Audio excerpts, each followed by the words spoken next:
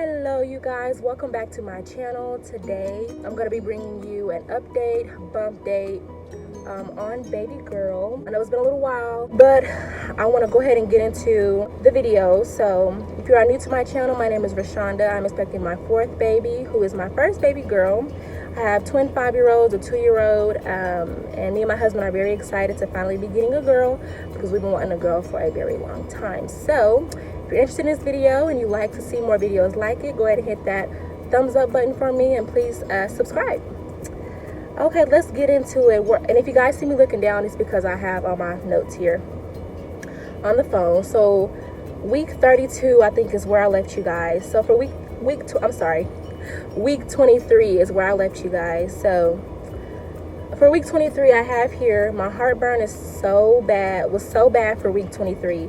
Like, I had been having heartburn prior to that, but it really took a turn for the worst on week 23. So definitely getting worse. I noticed my gums started bleeding for the very first time. Excuse me, I actually have heartburn right now, but I noticed that my gums had started bleeding for the very first time on week 23 too. I kind of figured, you know, it's happened with all of my pregnancies, so it wasn't like nothing new or surprising, but yeah, they definitely started bleeding, excuse me, on week 23. Also, I started to experience some stuffy nose and kind of like cold symptoms, but I know that that's normal in pregnancy. So I was never sick or anything, but yeah, I was dealing with like some cold symptoms. And I had an ultrasound that week, and baby was 1 pound 6 ounces, and she was in the 54th percentile. So the last time I talked to y'all, I told y'all that she was big. She was in the 90th percentile, which basically means that she's big. She was bigger than 90% of the babies of her gestation.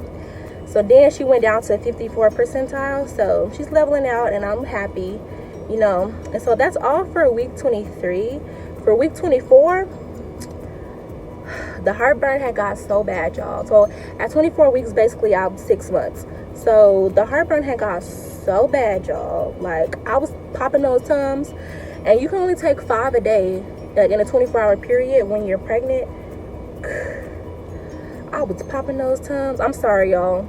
I keep looking aside. I keep looking to the side because I'm in the car, as y'all can see.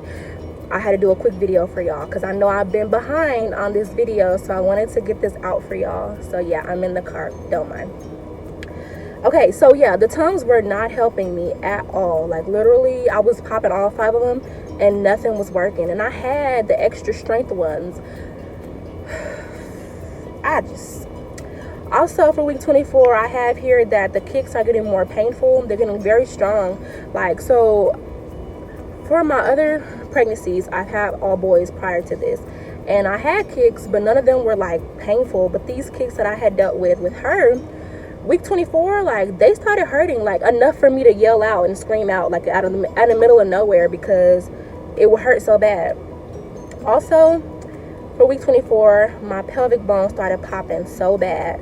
So if I'm sitting down too long or laying down too long, excuse me, it hurts so freaking bad.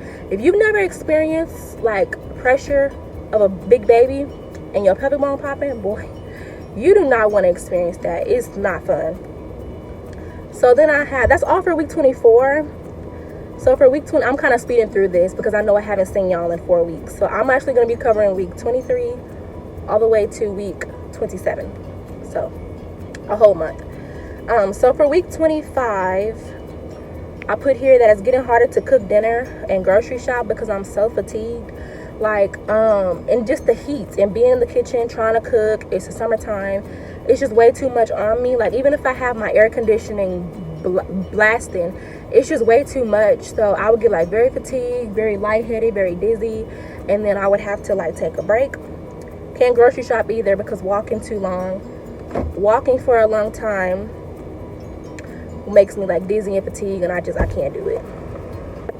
Okay, also for week 25, I noticed that my feet started to hurt like a lot, and I had like a little bit of mild swelling. I've never had swelling in any of my pregnancies, but for this baby, yeah, I had a swollen foot, and I limped all day long. I tried like elevating my feet, and it did end up helping. It was better the next day, but yeah, having some hurt feet and some swelling. And also for week 25, my backache started to really kick in that week. Like, I had dealt with a little bit of backache, but nothing severe until week 25. So yeah, it's been a lot.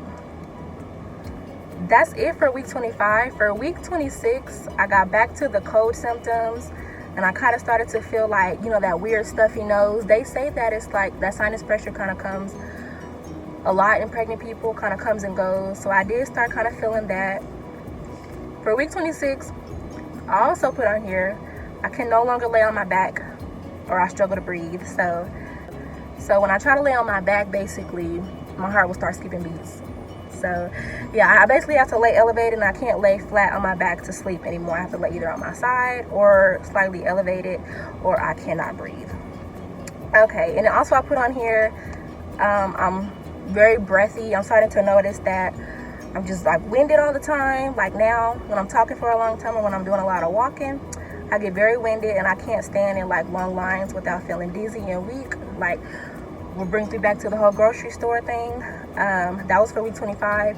For week 26, I started to notice that, yeah, I'll get dizzy and weak if I'm standing even in place for a long time.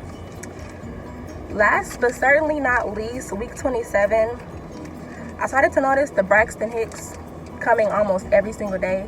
I had dealt with some slightly before week 27, but week 27, they really started to come, you know, full throttle, and they were happening like almost every day, and they're getting stronger.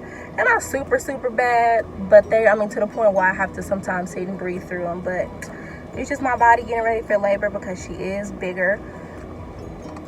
Excuse me. And that's actually all I have for week 27. Week 27 was a very fast week. It kind of like flew by, I feel like. So that is it for this month's bump update.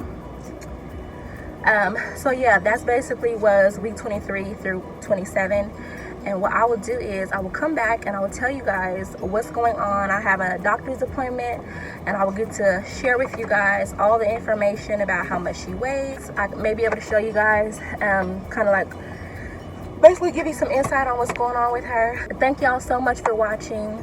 If you enjoyed this video, please give it a thumbs up and hit that subscribe button. You never miss the upload, and I'll see you guys in my next one. Also, stay tuned for a bump update. So I'll show you guys what the 27-week bump looks like.